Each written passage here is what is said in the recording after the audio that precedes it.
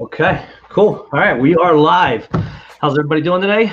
Jeff Onofrio, Matt Porcaro. Yep, we are excited to be doing our first. Well, we've done this before, but doing our first live one for the live audience, for everyone that's watching. Trying to bring as much value as we can, help you out as much with any questions that you have about renovation loans, renovation lending, getting your first property, how to find the first property, stuff like that. So. Absolutely. Yeah, and really, so that everybody knows, we're going to give a 2-minute real quick background on each of us so that we can kind of explain why we've done this and what this really is all about. We come from different spectrums of the world here, and I think ultimately it's going to be great for everybody. My name's Jeff Onofrio, and I'm a renovation lender. I've run a national company on the renovation side. And I also have originated these loans myself. I've actually been part of them. I actually flip properties myself. And I created a channel called Renovate This. And I work for a company called Mortgage Possible. So that's kind of my background and what I bring to this whole thing. And then, Matt, you want to give a little bit about your end and what you do and where you kind of came together with this whole thing? Absolutely. Yeah. So my background is, I grew up in a blue collar family, was really just always trying to find some stability in my life. So went to college, got a degree in electrical engineering, which I still do today, but always wanted a little more. And that's kind of what drew me to real estate investing.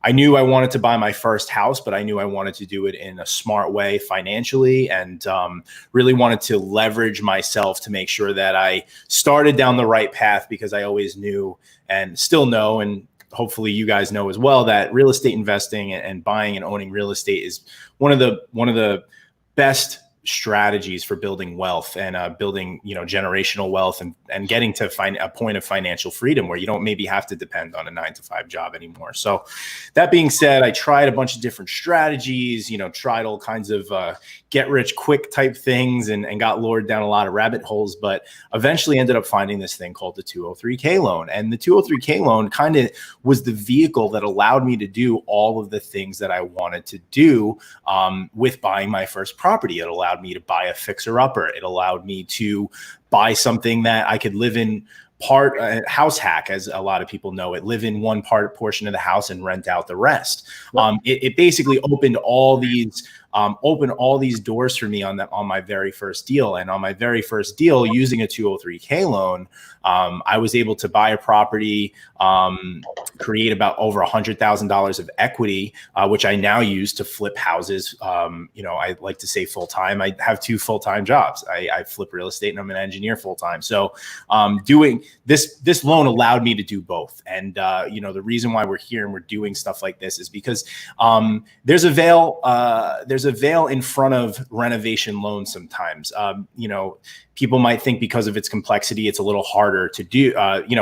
It's not as easy to do, and that's really not true if you have the right people and the right framework behind you. And that's why Jeff is. I'm glad I'm doing this with Jeff, because Jeff is a lender that really understands this part from the bank end, which is extremely important. It's something that I didn't have when I did my loan. So just having Jeff on board, being able to kind of look at these loans from 2 angles. It really puts you guys ahead of the game when you're looking to do your own, hopefully. Absolutely.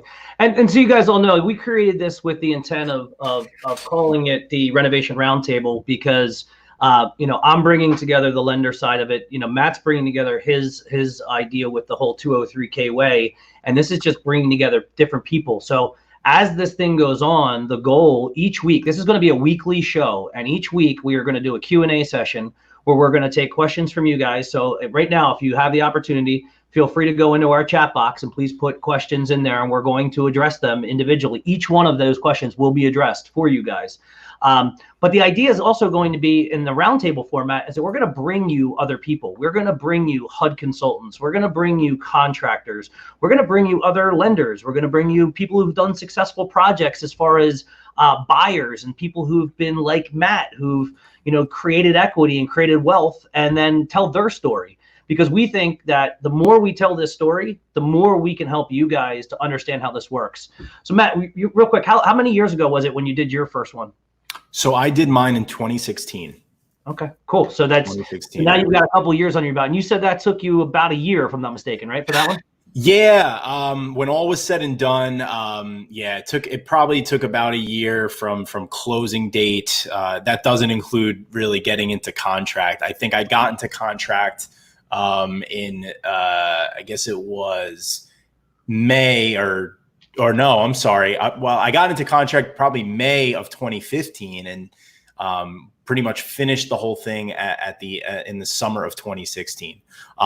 Again, I'm an exception to the rule. I didn't have a person like you. I didn't have an experienced lender in my back pocket, so it made it a challenge. But again, that's why we're doing this, because one of the great things about starting the 203K way is I got introduced with so many different professionals, as Jeff said, people that we're going to bring onto this show that show you how to do this the right way, and really take any of those any of those questions or any of those challenges that you see potentially happening out of the way, and give you a path to take it on yourself. Yeah, and I think that's the thing. I mean, you get a lot of people who ask questions, and they ask them in a forum, and the forum doesn't really get the opportunity to get different perspectives on it. So I think that's what makes this opportunity so huge, is that between yourself, myself, the other people that we may bring on to this event, it's going to allow us to give different perspectives to the same question, because a lot of times those questions will be answered differently. So that's why we encourage you all to take the time to go and drop some comments. Just so you all know, this is actually being broadcast right now on a couple different Facebook pages, in Matt's 203K Way group page. It's also live on YouTube.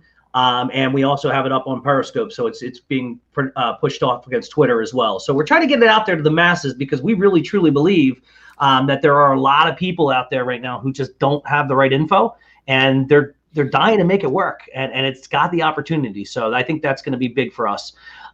So Matt, what I mean, look, you've got your group going. I mean, I think your Instagram group's got almost 20,000 people now. People are asking all the time. Give me one of the big questions that people ask. Oh, you know what? And then I got one for you that somebody asked earlier, and I'm going to show a little bit too. Sure. So I think one of the burning questions everyone has is people have the assumption that in order to get into something like this, you really need to know your way around a renovation. You need to be a contractor. You need to you need to be perfect on your estimate. You need to know exactly what you need to get done on your property. And that's just simply not true. But there's ways that you basically can leverage your team, which we could talk about in making sure that you don't have to be an expert, and really lenders like you, Jeff, and HUD consultants and the like don't expect you to be an expert on this. So really one of the questions is how do you calculate your renovation costs? How do you know that when you buy this property that you're going to be able to fit the loan qualifications? And how can you know this ahead of the time before you're placing offers or as you're placing offers? Well, from my perspective, that's an easy one. You underwrite the file up front, and you figure out how much they can maximum qualify for. The other thing too that's important that you can always do, and some people, don't want to do it because they don't want to spend a couple bucks, but this is one of the biggest investments that you're going to ever do, right? And as you're doing that, one of the things that you can do to set yourself up for success is to have a HUD consultant involved in your transaction and do a feasibility study. That feasibility study is going to give you an idea of what's that project. Is it feasible? Like, I'm thinking it's 20,000. My contract over here is saying it's 60. My loan consultant's saying I only am approved for 50. So where's the feasibility in doing that? So getting a feasibility study is huge, and having the right consultants involved definitely plays a big part, for sure. Absolutely. And I actually could see Garrett is in here.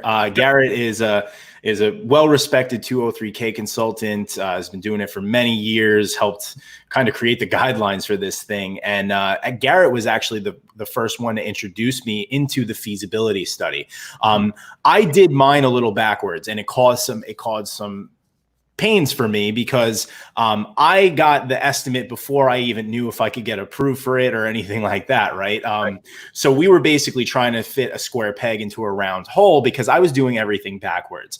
I understand now that if I had just brought my 203K consultant in first, which is what everyone here should do, when you bring in that 203K consultant, they're going to, again, give you a feasibility study. Say, hey, listen, what are you looking to do to this property? Well, number one, the HUD consultant's job is to make sure that the property is going to be safe and up to code when you move in, right? That's basically what the bank needs to know in order to approve this loan, right? They want to know, how much is it going to cost for you to just move into this thing and this be a livable place?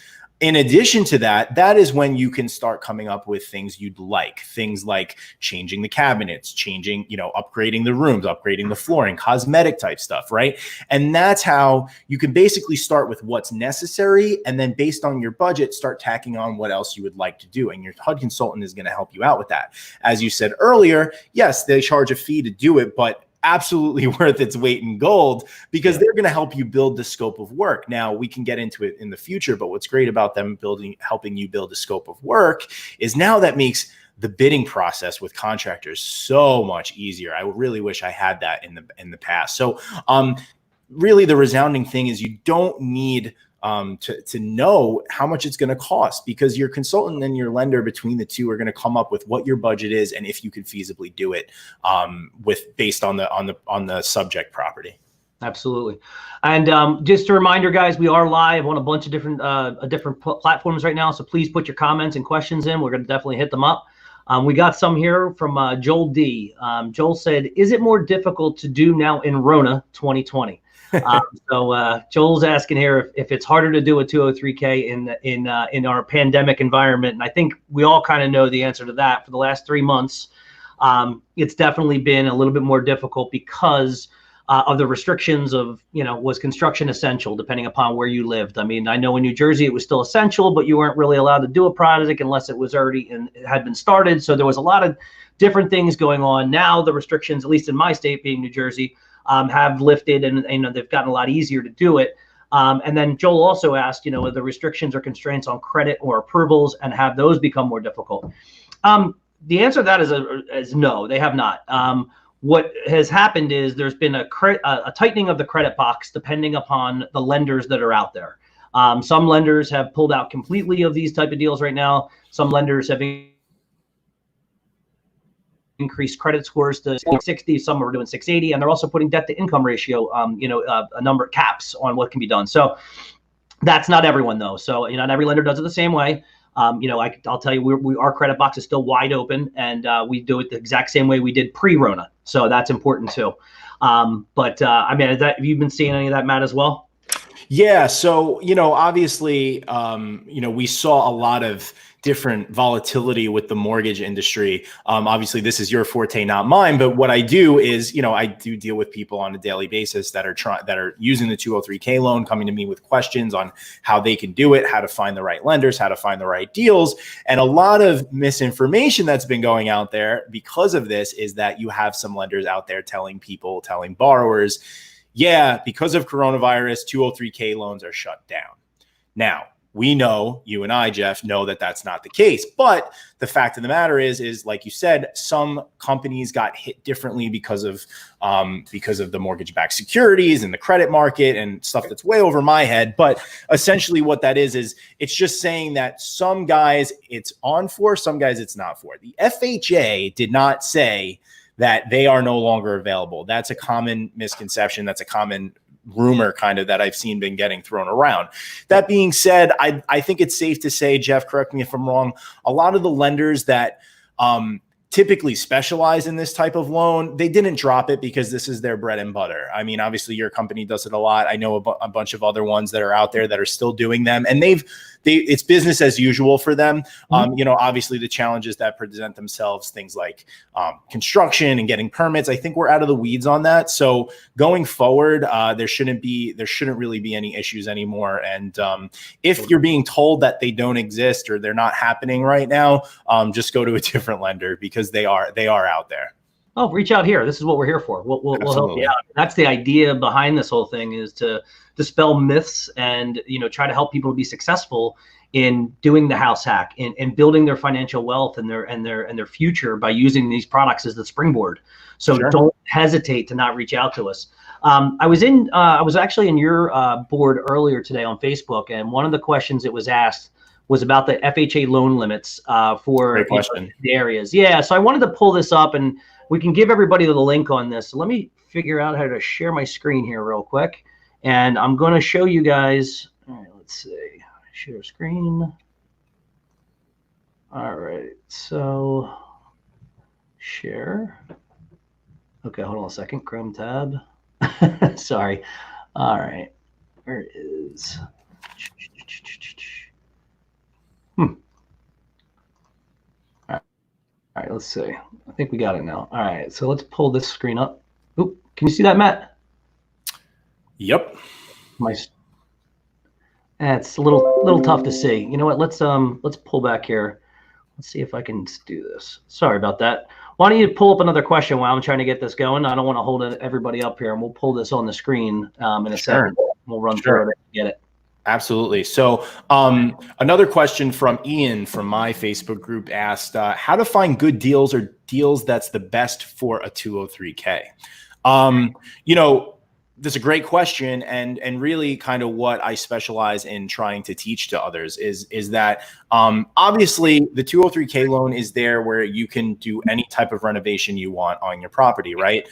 Within certain realms, but we won't get into that completely. But basically, the way I kind of leveraged this loan is I looked at it through the eyes of an investor, right? So I knew I wanted to pick something up that was distressed, something that I could pick up for a good deal that needed work, but I knew after I completed the work that it would be worth a significant amount more than what I had put into the loan. So for example, for me, I picked up a property that was really in some rough shape. It was in a weird part of the town. The front yard there really is no front yard. The front yard is a parking lot for a row of bars in the town. It's next door to a church.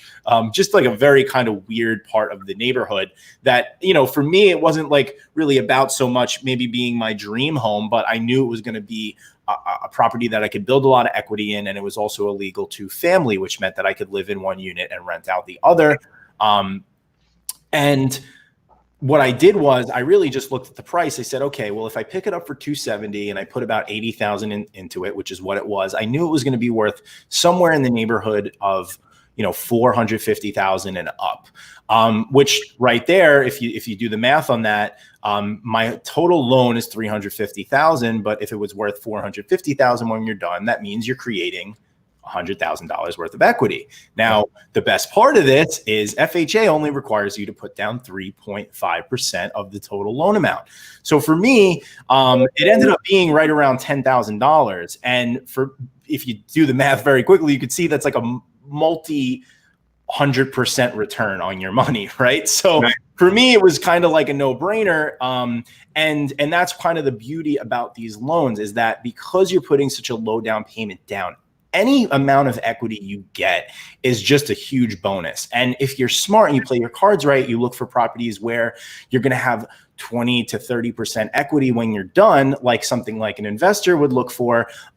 It's very, very powerful. So the way you find these deals is just like you find the deals like any other investor would. You know, you look for any of the I like going straight to MLS. I don't like to go crazy with it. You know, there's a lot of, we can get into the whole world of wholesaling and finding off-market deals and stuff like this. But guys, because the terms are so amazing on a 203K, because you're living in the property and you're using this live and flip strategy, you have such a low down payment, you have a great interest rate, and a lot of those MLS listings, bank-owned foreclosures, grandma's old house that really needs a bit of work and needs to go to an investor, you can usually bid on those properties and come very close to asking, and it still be a good deal for you. So finding those deals isn't difficult. I can talk more about, you know, how to find those deals or how to run the numbers. But again, you know, using just a rule where you know that you're going to be putting in probably 20% less than what it's going to be worth at the end of the day. So I see, great question, Ian. I see Jeff put up the FHA mortgage limits website, and we can explain about that. So I posted that I posted the link in the comment section. So it's really simple. Obviously, you can just go in here, you pick out your state, you know, pick out whatever state you're looking for, and then you can just go directly and look at the entire state if you want, or you can put in the county code, and then you can actually look it up. For myself, I'm in Burlington County, New Jersey, so that is in the Philadelphia metro, and that means for one family, it's a $408,250. 2 family 522,600, 3 family 631,750, and for a 4 family 785 100. Now, there is the high cost limits, which are also important. So these are going to be in areas like where you're at, Matt, in New York.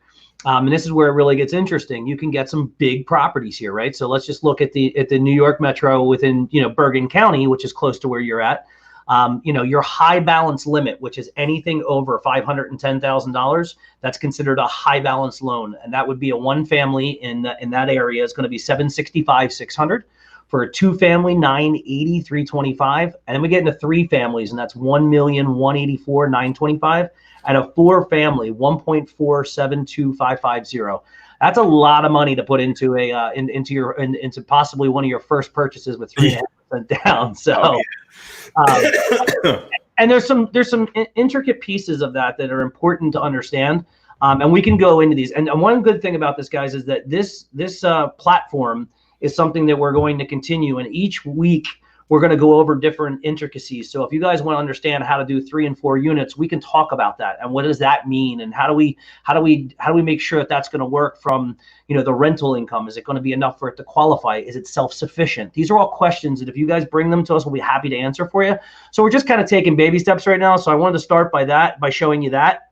And again, the link is in the comments on pretty much all of our platforms right now. And that is a website that you can use that anybody has access to. It's just an FHA site, and it basically gives you everything you'll need. So I'm going to stop sharing the screen there. But again, that was somebody in your group who asked that, I think, this morning. So wanted to make sure we kind of got that question answered for them. Oh yeah, that's a great question. And I will tack on to this, and not to scare anyone, but it's kind of interesting. There are some weird parts of the country where it seems like the FHA limits haven't caught up to the cost of living in different parts of the country.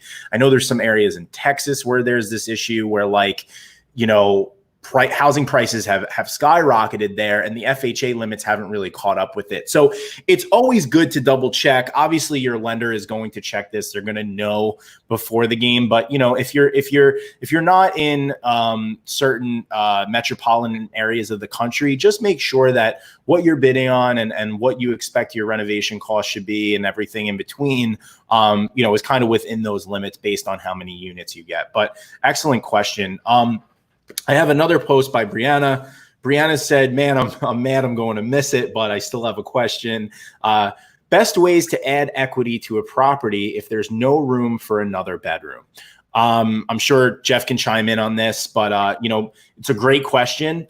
Usually always the best things to go for are upgrading your kitchens and baths, making sure that your mechanicals and everything inside of the property are up to date. You have a good hot water heating system. You have an updated electrical panel. Your roof is also extremely important. Stuff like that is always going to add the best value to your property. Now, I have a student of mine, this guy, Antonio, awesome. He's in the process of buying a property down in Arizona right now. And believe it or not, in different parts of the country, appraisers know, so in different parts of the country, certain things have more value than others. And I found this out now that I've worked with so many people nationwide, that somewhere like Arizona, a pool is like a huge uptick. It's a huge uptick in the value of the property. Whereas in New York, a pool kind of is somewhat of a downside. You don't want a pool because you're taking on whatever issues that pool might bring with it. So there's a lot of nuance to that. And I think if you ever have a connection with a realtor, or you can understand your market a little better, or maybe an appraiser in the area, it's always good to ask them as well, because it really ranges depending where you are in the country. I know that's big in New York, where having a new roof is really important. But I know down in Arizona, they don't really have roofs like asphalt roofs. They have clay roofs, or whatever you call those stone roofs. So that's a big point to make. Jeff, do you have anything on this? Yeah, you got to be careful. When it comes to certain items, and remember that at the end of the day, it also all comes back to what is the deal you're getting, right? Because the deal you're getting allows you to offset the cost, and it's not that big of a deal. But if you're buying a house that's not in that bad condition and the discount is very minimal, and you are going after items which are considered deferred maintenance, which is a lot of the stuff we just talked about, roofs, HVAC systems, things like that. They do provide value, but it's not a lot of value because those are items that are supposed to be kept up through the years. So they consider that deferred maintenance. Right. So sometimes it won't give you the same bang for your buck, but to your point initially, kitchens and baths are always going to be your biggest one, especially if you can't add square footage. Ultimately adding square footage is the ultimate one for making that work. We see that with, projects when we do add levels, ranches that get turned into, a colonial style house. That's where your biggest bang for your buck is going to be. But again, if you can't add on square footage for whatever reason, you can't go up, you can't go out. Then the best for your buck there is going to be the kitchens and baths, because that's where people congregate, and that's the things that people really spend the most time and money on. And those are going to have the most impact to your value. And it's a great topic too. It's probably something that would be good. At some point, we'll bring on an appraiser to also talk about some things as well, and bring them into the roundtable and see what we can come up with. Absolutely. Yeah, Garrett actually had a good one too. He just mentioned value adding, and that's ADUs. Those are the accessory dwelling units. Those are big. It's another big topic we could cover one day. Big, real big in California. And actually I have somebody out there that's huge right now. Yeah, big time. I'd love to bring them on. I had actually one of the guys that started following me back when I really first started this thing. He's a loan guy out where he was a mortgage broker out in California, and they just started their ADU legislation this year. Yeah. So he was kind of nipping it in the bud. He knew that this ADU legislation was coming down the pike, but he didn't really understand 203K loans. So he contacted me and he started asking me about it, because 203K loans are one of the things you can use to build these ADUs, which stands for accessory dwelling units, which basically enables you to add another unit to your property, which by and large across the country usually isn't as easy to do as it will be now in California. In California, they basically, again, made this sweeping generalization where everyone is rezoned and everyone could get an ADU if their square footage allows it. So that's huge. Obviously, in California, the cost of living there is insane. So it's helping a lot of people be able to, mitigate those high rising costs and taxes and everything like that. That being said, what people don't realize too is that you can use a 203K loan to refinance. So you can refinance your property with a 203K loan. So if you're already living in a property, but you want to do additional work to it, you could refinance and basically take a new loan out and add that renovation cost into your property, obviously assuming you can get approved for it. But that's what a lot of people are doing with these ADUs out in California. Well, they're also right now too. I mean, think about it. If somebody, and listen, inventory's short out there right now, houses are flying off the market. But if you're in an area, and this is kind of something I've always taught, is if you live somewhere where you love it, like you love your development, you don't want to move, you want to stay where you're at, and you just want to add on, what a better way to do it? Add on an ADU, or add on a whole addition. People sometimes don't want to uproot their families, so you don't need to. That's what a refi with this type of product really allows you to do, is you can stay where you're at. We go off of the future value of what the property is going to be worth once it's complete. And that's the difference between one of these renovation loans and somebody just getting a home equity loan too. That's important for people to understand, because you get a lot of people who are like, well, I'll just get a home equity loan. Sure, except if you don't have the equity, the bank doesn't just give you the home equity loan based upon what the property is going to be worth. Whereas 203K in particular does actually do that. So it's great. And I'm going to be honest, this is one of the things that really gets me excited about what this platform is doing for us, Matt. It's Joel just said 203K allows for all those additionals. Wow, extension and another floor. Yeah, that's the thing. Like, people just don't get it. People have no idea, idea. And it's it's like almost like we're like a 203K renovation loan awareness group, right? Like we're like going out there and like spreading the word of the 203K, because again, there's just a lot of misinformation out there. I think one of the main areas where it lacks, and I'm calling you realtors out right now, is like realtors just don't understand it, and they want to go for like just selling something that's move-in ready and easy to go, but you don't understand, a lot people buy only for location. People buy only for location. I don't care what anyone says. Yeah, it's important for the place to look good, but people would much rather take an ugly house on the nicest block than take the nice house on the ugliest block. Okay. That's just the way real estate is. You know, I can attest to it. My wife and I are looking for our forever home right now. Right. And we're looking in the neighborhoods that we really want to live in long term. And we're trying to look for houses that, you know, we're looking for, again, grandma's old house, you know, might have just passed away or whatever, and the family's looking to sell it off, or we're just looking for houses that, you know, need some extra work. And ideally we're going to buy it with a home style or a renovation loan, 203K loan, and fix it up. And then now we get the best of both worlds. We're going to get the property that we want, and we're not going to have to pay full value for it. And we're going to be in the area that we want. So, you know, it works all across the board. And, you know, as long as you know that these opportunities are available for you, which is what we're trying to do for you, you could take advantage of them too. Yeah, and guys, that's again, that's what this platform's for. So, you know, we've seen a lot of people come in and off of this so far today, and as I mentioned, it's being broadcast against across multiple platforms. So please feel free to put your questions into the chat box on any of the platforms that you are watching, and we definitely will do our best to answer those questions. You know, right now it's just the two of us, but as we said earlier, this is just the beginning. We are going to make this a weekly thing, and we are going to bring in experts. We're going to bring in people who've done successful projects like Matt, and people who've actually done it themselves and, you know, have realized it. We're also going to do some things too, and I want to make sure that everybody understands this isn't just about how you get started with the 203K. There's going to be a growing cycle with what we're building out here. We're going to eventually show you guys what does it mean once you've done that first 203K and you've created that, you know, $30, $40, $100,000 in equity. What does my next project look like? How do I start doing things and flipping properties using that money and leveraging other people again to build out an empire, you know, so to say.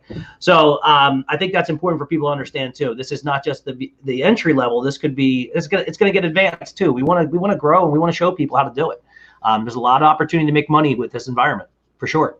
Oh yeah, and we're seeing it more than ever. Like you said, I mean, it's almost everything that people try to predict about what's going on right now with COVID and everything is like getting flipped upside down. I always like to tell people ask me all the time, you know, is the market going to crash? I don't know, and nobody else knows, right? All I could tell you is what's happening right now, and based on what's happening right now, I take action on it. You know, I know, just like to open a page in my book right now, I've been heavily offering on properties. You know, I kind of saw this as an opportunity to buy, and you know, in the beginning, I thought it would be a great opportunity because no one's going to be out there. Everyone's scared, and maybe there's going to be some price drops. I'm seeing the exact opposite. Oh my God. It is so hot right now. It's probably hotter than it ever was, because what's actually happening is buyers are not listing. Sellers are not listing. Yep. But there's still a ton of buyers, and they all just want places to live. My wife and I included, and plus my flipping business. It's like, it's good. And this is good news, guys. This is good because it means that over the next couple months, what we're not going to get, I don't think, is a crash. Again, take it with a grain of salt. I'm not here to call whatever. I'm not here to make predictions, but I'm here to tell you what I'm seeing in the market right now. And I know you're seeing the same, is just the support is there. The buyer support is there. And as long as that buyer support is there, you're not going to see any type of big downturn. So what's even better about that is, guys, you know, you get into a property, you buy a property, you make some equity. You could be like me. I mean, my property reappraised for $480 back in 2017. In 2 years, it's raised $30,000 in equity. Right? In 2 years, that's a lot of money, right? So that's including like the rent that I get from the property and everything like that. So, you know, when you're doing these equity plays, and that's what we're talking about here, is like trying to like bring everything together, like how this all fits into being a successful real estate investor, you know, building that portfolio, doing what you want to do to make sure that you're you know, helping yourself out for, you know, a future COVID, and making sure that you're going to feel stable when everything's going on, when there's so much uncertainty. Yeah, and it's important that we also, one of the things that we also want to do is, and it's really the main backbone of this whole thing, is we want to show you guys how to do it the right way. You know, there's a lot of people that'll go out there and they're trying to navigate this thing, and they're kind of cut corners and do things the wrong way. And these loan products can be great products if you do it the right way and you understand how to make it work. To Matt's point, the market is on fire, and it's not just here; it's everywhere. You got an opportunity right now where you have the lowest rates that we've ever had. They can continue to drop. You have limited supply, and you're seeing prices, and I'm seeing it happen now with the realtors that I work with, and even properties that I flipped. I just put one under contract that I literally got in. I put up for sale on a Friday. It was under contract at full price, over asking. On Monday after the weekend, and we were done. And it was a $600,000 property. I mean, that's just telling you that the way the market is right now. Right. And what we're going to see is, and where I think people got to this thing that we were going to have this this downturn and this crash, and that prices were going to drop, and it was going to be an opportunity to buy. I think people forget and don't understand that what we are in right now was not an economic downturn. This was this is a medical situation, a pandemic. Right, it's a public health concern. Exactly. Right. It's a health issue. And ultimately it's going away and things will get better and it's going back. So we don't have that. I mean, don't get me wrong. There are a lot of people hurting. There's a lot of people who've been out of business, a lot of people who are not dealing with what it was, prior to this thing, but it's much different than 08 and that type of scenario. So it's very important for people to keep that in mind as they are looking to build their future and how they're doing this. This is not the same as the last crash. This is completely different. So this is with the last crash, I think like you said, we didn't really know where to go from there. Right. Like science tells us that there will be an end to this, right? We're already seeing it. It's already downturning. It's already tapering off, right? Like, so we know that going into it, that it isn't going to be forever. So again, like I think it's helping keeping everything up and floating. Mm-hmm. So if you don't mind, I have another question here that came in on my end. Great question. I get asked about it all the time, and I'm sure you can fill in here. Can closing costs be rolled into the loan? Sure. The 203K, as you build out the 203K renovation budget, you're actually including the renovation related fees. If you want to, they are financeable into the loan. Regular closing costs are not financeable. However, if you wanted to, you could get your agent to go out and negotiate your deal with up to 6% seller concession. So in theory, it is almost financeable because basically what typically happens is you raise the price by enough to cover your closing costs, and then all you have to come in with is your 3.5% down payment.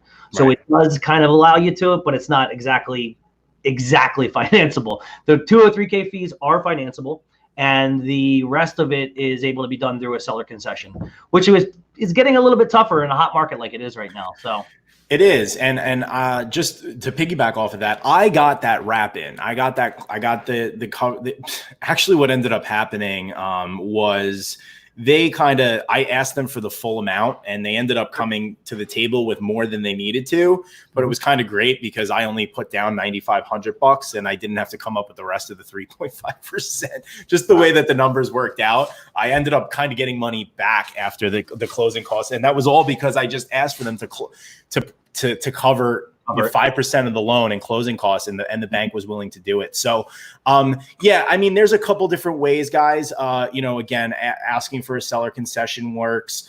I know a thing that's popular with my flips is when I sell my flip properties, what'll end up happening, as long as the borrower has enough, has enough headroom, what they do is they come in, like on my last deal, I sold it for $290, but they said, hey, listen, we're going to change it. We're going to change the contract to buying it for $300K, and then you credit me back $10K at closing so that we can help cover closing costs. I know that's a thing that I've seen happen.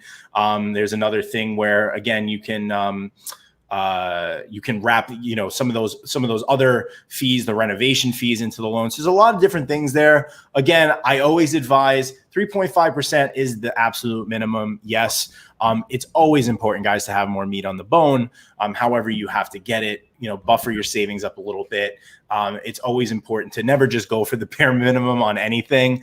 You want to make sure, remember, guys, this is, it's a decent step, and you don't want to run into any issues where you're scrounging last minute, trying to get scraps together, to try to make sure that you can close.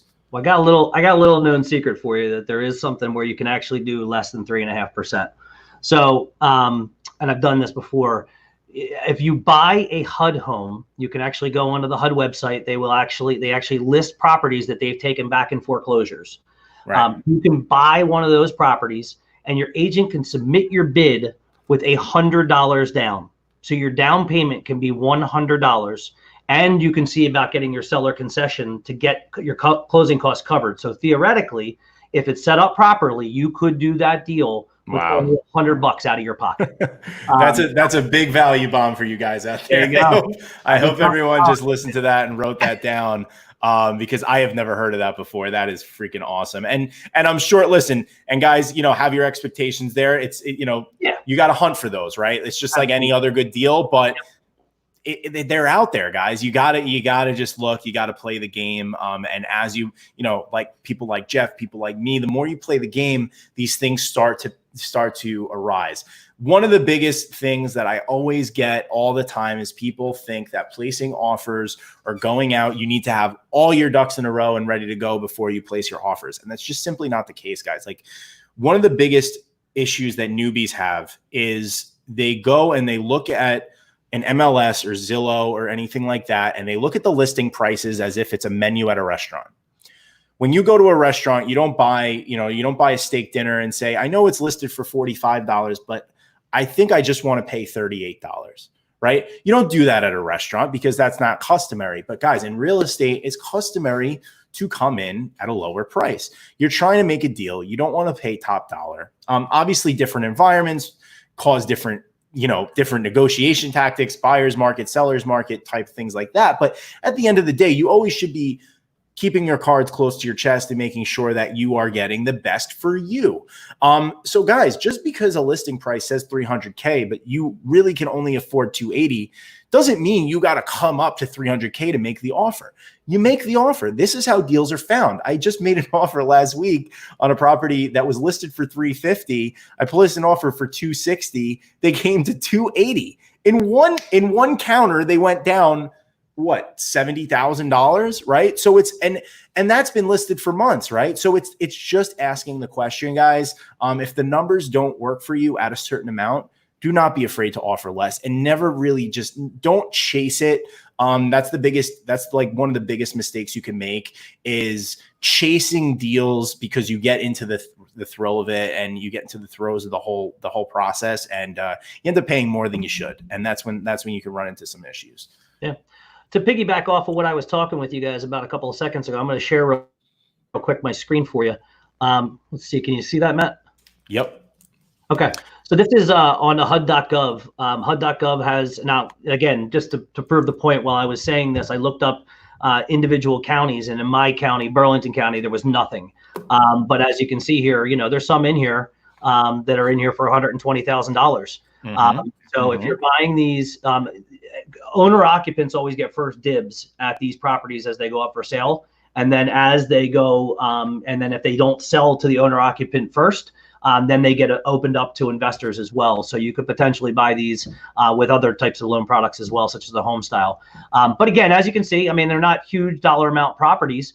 But again, if you could pick up something as your first property and it's $130,000, and you can get them to approve a $100 down program and a seller concession, you could be sitting in a really great opportunity to do something where you don't really have any money. And here's Belmar in Camden County. I mean, that's a low priced home, 4-bed, 2-bath. And again, it's something in here that it's, not many people know about it. And, it's always about trying to find those different things that not everybody sees and can see them as opportunities. So just something to think about. Oh yeah. Guys. A key point there Jeff mentioned is there's a lot of programs out there with bank-owned foreclosures. Fannie Mae is big on it. HUD obviously is big on it too, where they want to. They're basically they're kind of mandated to have some of these programs out there to help boost the economy, where having owner-occupied status allows you to get first dibs on some of these homes. Fannie Mae has homepath.com, and a lot of those properties that get listed, they're Fannie Mae federal foreclosures. And anything that gets listed on there gets something called a first look period. This first look period, people ask me all the time, well, no one wants to accept a 203K loan, which is BS, but no one wants to accept 203K loans. They only want cash, investors. Here's the thing. Number one, your terms are way better than any cash investor that's coming in to buy the property. Okay. No cash investors are getting their cash for 4.5%, right? And they're usually having to come out with a lot bigger down payment if they're working with investors. Guys, when people say they're a cash investor, 9 times out of 10, they're using money from a bunch of different other investors that are still looking for a rate of return on their money. They're not guys that are sitting on millions and millions of dollars that just flip houses. That's not really the way the game works, although I think a lot of people think that it does. So what you need to know is, because you're coming in with such favorable terms, you're usually able to offer higher than them. So you're actually not in competition with them. So yeah, there might be other cash offers on the property, but they're probably tens and thousands of dollars less than what you're coming in at. And in addition to that, like you said, the first look program allows you to basically not even compete with any of those offers that eventually come in. And the banks are going to accept anything that's reasonable, because they kind of have to. They wouldn't have this program if they didn't. Mine got accepted because I offered close to asking. It got accepted pretty quickly. There was a little negotiation back and forth. That's where I got my seller concession in. These are cool little programs that, if again, listening to us, we will tell you guys these little golden nuggets. If you know things like that, you're going to find that there's a lot of ways that you can kind of snake your way into stuff. And it's not nearly as difficult as doing some type of strategy like wholesaling, where you got to go, pounding pavement, banging on people's doors that have no intention on selling in the first place. And you're trying to convince them to give you their property for 50 cents on the dollar. That's true. And somebody just said it, and I can't see because of this thing that we're using. It says, that they said hi to both of us, and they said, so excited for this. And yep, I see. It's Dennis. I see it on my end. What's going on, Dennis? We're glad to have you. If you have any questions, be sure to post them. That's really what we're here for. Just answering all your guys' questions as they come in. Yeah.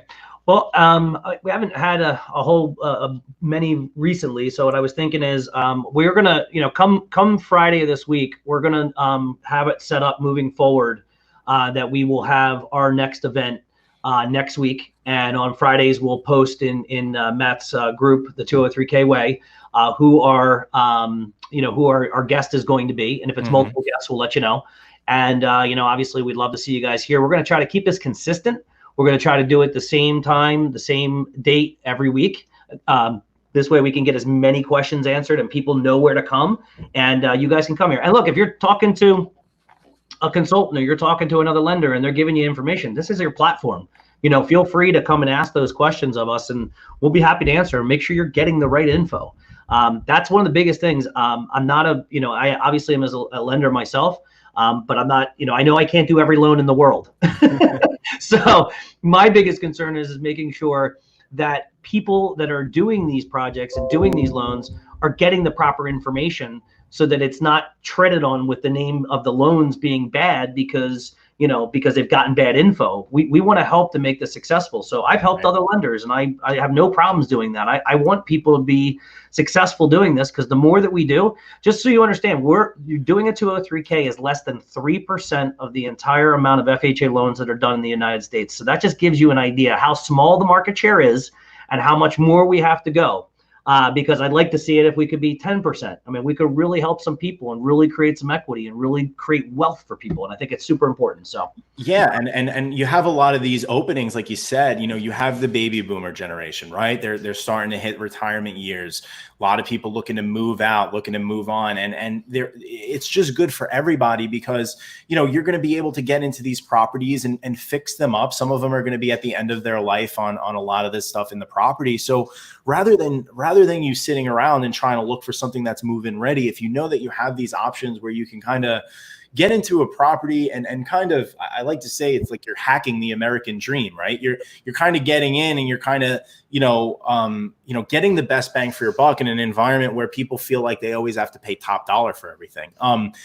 It's not customary in America. I think one of the coolest, or one of the most eye-opening things I read recently was just about how the American culture is not privy to negotiation, right? Negotiating here is just not like, it's a taboo thing. You kind of pay what you're supposed to pay for things.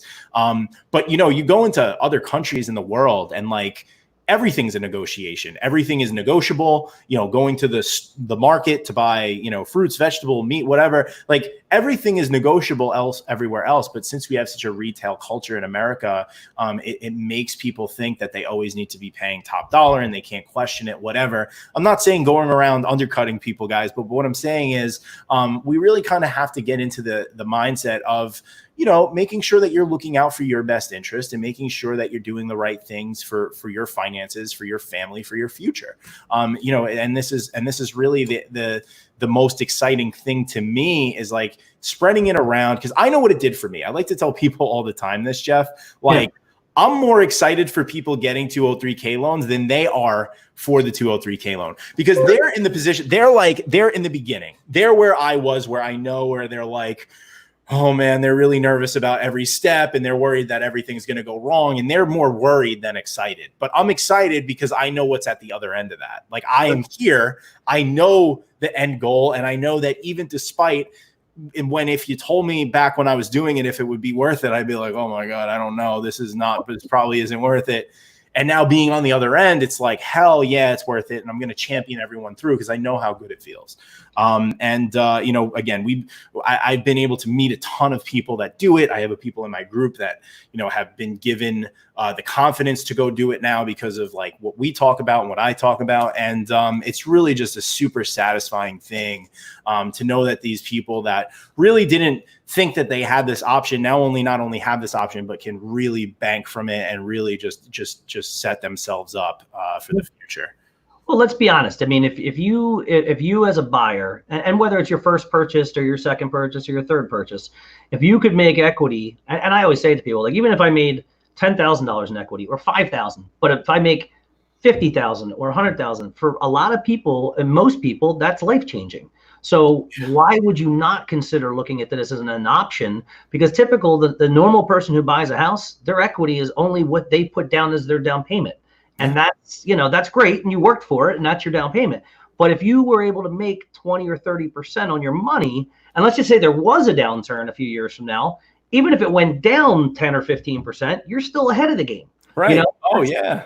That's really where this thing, the rubber really meets the road, and, you know, you can do it. So to your point also, I mean, I've helped hundreds of people do these, and you know, the satisfying part of that is seeing somebody that gets a property the way that they want it, the way that they wanted to create it, and with equity in it. That to me is awesome, because, you know, I always also thing to keep in mind is, you know, they say that everybody moves like every 7 years. That's a NAR statistic.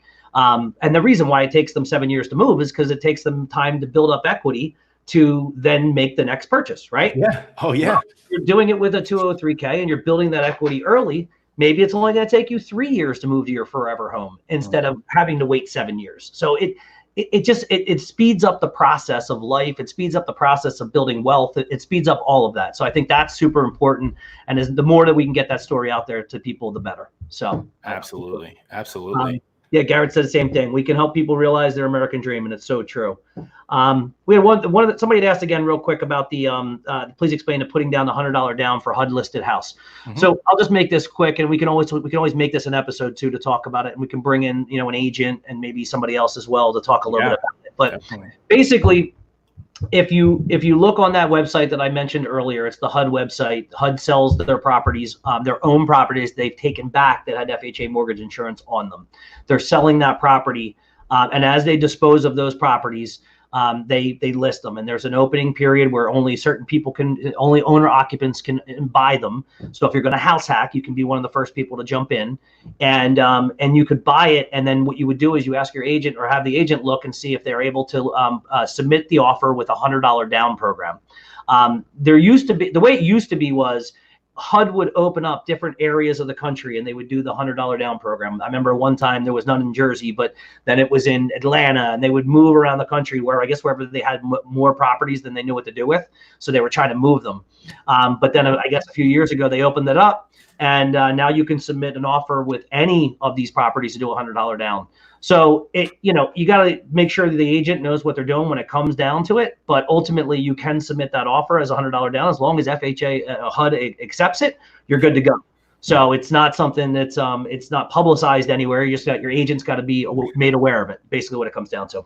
Yep. You don't know until you try, guys. Again, like that's kind of what I was saying earlier, guys. Like the worst they could do is say no.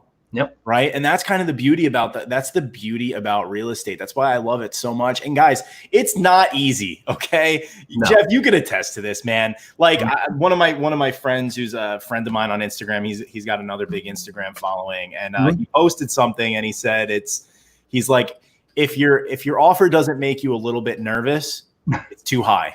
Right. Or if you're not nervous placing your offer, it's not low enough. And it's kind of like a really brash way of putting it, but really what you were saying before is like, you want to make sure you're not paying absolute top dollar. What if a little downturn happens? Or even worse, what if your house gets appraised for that top dollar you paid at by the county, and now your taxes go way up, much higher than they should be for what you're worth, right? So there's a lot of ways to look at it from, but ideally at the end of the day, if you're buying undervalue, if you're building value into the property rather than buying it down with a down payment, it's just gonna help your financial profile so much better.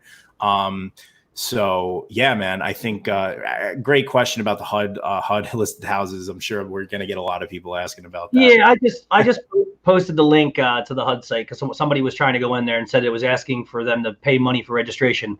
There's no registration, so if somebody's trying to pay you for registration for those sites, you're on the wrong site. So I just sent the link to you guys. Feel free.